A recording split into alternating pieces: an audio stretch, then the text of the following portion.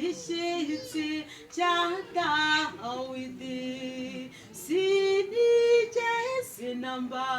mbona umpeye mu kiraha ahutwa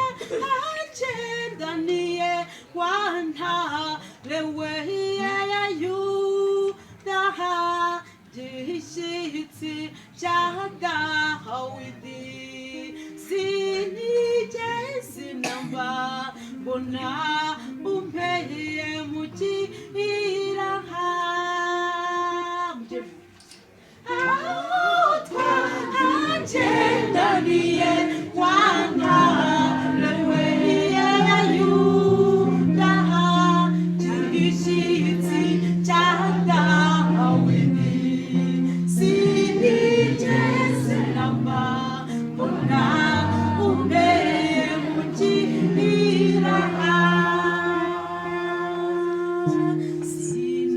sinagukamira mu gitozema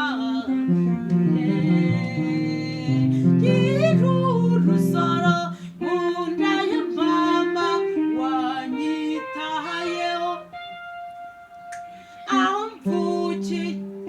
bigisekera nkwanzi ntobakondo kugeza aho ndi ntacyo ngushinja wanjye ari we sinagukamira mu gitozema nziwe girurusoro mu nda ya mama wanyitayeho aho mvukiye bigisekera nkwanzi ntobakondo kugeza aho ndi ntacyo ngushinja wanjye ari we ahutwa agendaniye wantarewe ya Yuda gishyitsi cya Dawidi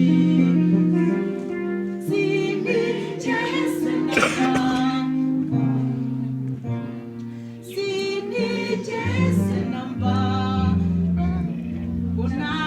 umpeye mu kiraha ahutwa agendaniye wantarewe ya Yuda gishyitsi cya Dawidi sinigeze namba mbona umpeye mu kiraha